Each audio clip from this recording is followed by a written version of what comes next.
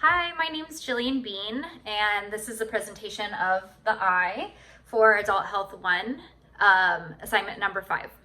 So to start off with, talk about a little bit about the eye. The eye is a sensory organ of visual perception. Per Lewis, 2017, the eye and its structures are responsible for interpreting images picked up through light reflected from an object.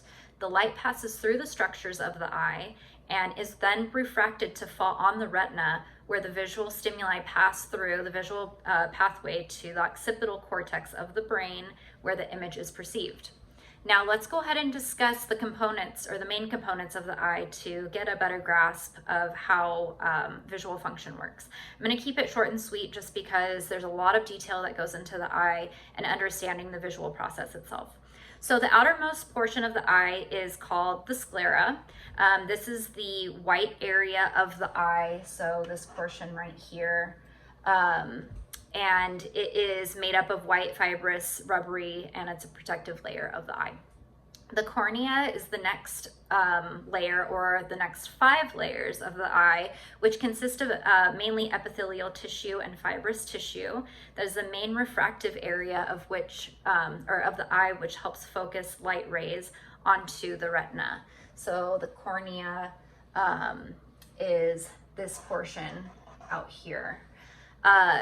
The next layer, or the fluid layer in the eye, is the aqueous humor. It's made up of extracellular fluid that fills the eye's anterior and posterior chambers. And then the vitreous humor fills the majority of the eye's globe and functions as a refractive media and maintaining the eyeball shape. So the aqueous humor is here, and the vitreous humor would be right around here. The choroid is the vascular and highly pigmented layer that lines the sclera. It absorbs and prevents the scattering of light.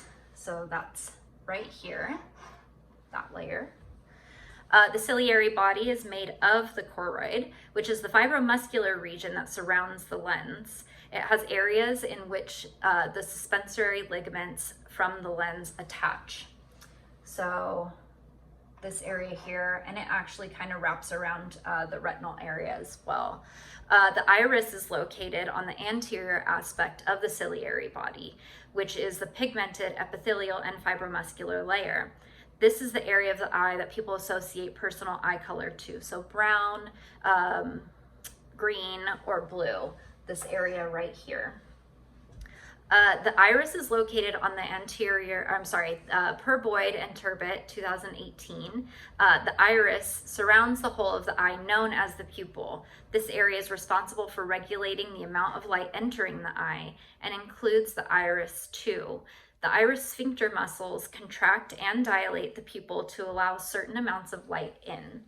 So this is the pupil area right here, the iris surrounding it. Letting the amount of light in. The lens of the eye acts like a biconcave glass lens that adjusts its curvature, therefore changing the distance of a focal point. Due to the biconvexity, the image that is formed on the retina appears upside down. The brain is responsible for inverting the image so we can see right side up. So lens right here. The retina lines the posterior half of the interior globe and is it is a layered sheet of neural tissue that covers the eye's posterior inner surface. The retina and its photoreceptors transduce light stimuli into nerve signals, and other retinal neurons transform those nerve signals into a 2-dimensional map that is transmitted to the brain. The fovea centralis is the area of the eye with the greatest visual acuity for form and color. This area reflects a dense accumulation of color-sensitive cells, or cones. So here's the fovea here. The optic disc, also known as the blind spot of the eye, is devoid of light-sensitive cells at all. So that's right here, right in front of the optic nerve.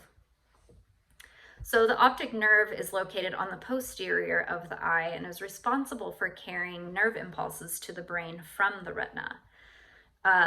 Although there are many cells that are involved in transmitting vision the two most common cells that we hear about are rods and cones. So per Boyd and Turbot 2018, cone cells consist of color sensitivity and rod cells are color insensitive, but are remarkable light sensitive and can help greatly with night vision. All right, so last part of the eye anatomy, some other quick components of the eye include the eyelid, so right here. And this helps protect the surface of the eye as well as stimulates tear distribution across the eye to keep it moist. The eyelashes here catch foreign objects and trap them so that they don't penetrate the eye. The conjunctiva is a loose connective tissue, so it's kind of this outer portion right here that covers the surface of the eye, that's also used for protection. And then the lacrimal apparatus, which only a very small portion is shown here, but the lacrimal gland would be up here, and then the actual tract would come down through the nose. Is a loose connective tissue that covers the surface of the eye and is used for protection, and it helps tears drain into the nasal cavity and tear production.